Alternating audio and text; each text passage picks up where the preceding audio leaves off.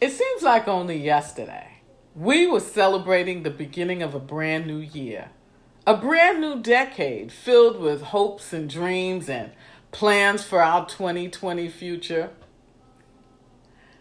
Who would have thought a few months later we'd all be on lockdown, self isolating, shelter in place, social distancing when we go outside, words that weren't even a part of our vernacular a couple of weeks ago. And now, the coronavirus. Oh, it's real.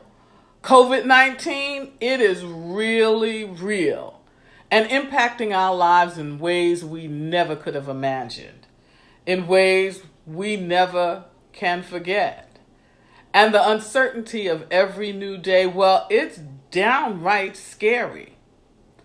Those plans we had, our 2020 plans, well, they're going to have to be revamped to fit within the parameters of the four walls we now exist. Some will have to get shrunk down so they can fit on the computer screen you're looking at right now. While others, some will just have to throw out the window altogether. And some, at the very least, will have to put on pause until we get to the other side of this. That's the good news. We will get to the other side of this. And we'll look back on this time when we were forced to step away from life as usual, this time when we had to be still, this time when we were told to stay in our homes for our safety and the safety of others. And when we look back on this time, what do you want to say you've done with all the time you had, the weeks, the possibly months? What do you want to look back and say you have accomplished? Now, I know you may be struggling.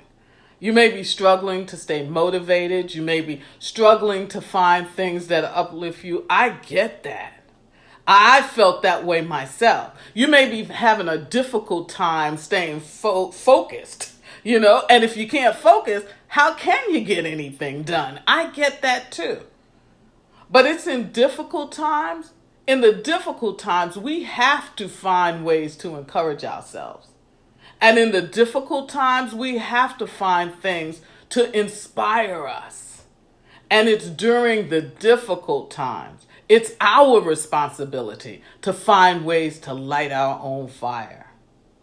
Today I'm going to share with you 5 tips that I have that I think they may help you to light your own fire. Number 1, tune out, turn off, shut it down. However you're getting your news feed, whether it's TV, radio, Instagram, Twitter, YouTube, what else is there? Facebook. However you're getting it, shut it down. Of course you want to stay informed. Of course you want to know what's going on. But how much news do you need to watch? After the Boston Marathon bombing, people that stayed glued to their TVs were showing signs of PTSD because they were watching too much TV. They were watching too much news. I would suggest you find one news outlet, one reputable news outlet, and you watch it maybe once or twice a day so that you will stay informed about what's going on. Watch it those 1 or 2 times and then shut it down and keep it moving. Number 2, structure. Just because you're home, it's no excuse not to have a routine. Get up at a regular time and consider starting your day with an hour of power, 20 minutes of prayer and meditation, 20 minutes of reading something motivational and inspirational, and then 20 minutes of physical activity. Nothing strenuous. Maybe go for a walk or do some exercises in your house. When you are motivated, when you have structure, you will be focused and it will help to motivate you. So number 2 is get some structure. Now, number 3, Tip number 3 is reach out. Reach out and connect to family, friends, co-workers, maybe an elderly neighbor. Reach out by giving them a phone call, sending them a text, shooting off an email. I am so excited because this week, my family is planning a game night. Oh yeah, we're all going to be in our own homes. We're doing it over Zoom. Now, I don't know how much gaming we're going to get done, but I know we are going to have a bunch of laughs, and that's going to be an opportunity for us to connect during this very, very difficult time. So find a way to connect, to reach out and touch. Tip number 4 is to pick one. Pick one? Yeah. Look around your house right now, because you spend a lot of time there. Look around your house right now and pick one of the projects that you've been putting off for, who knows, probably years. Maybe it's organizing a closet or scanning all those old photos you have laying around and scanning them into your computer. Maybe it's reading that stack of books you have on the side of your bed. Maybe it's reading a book.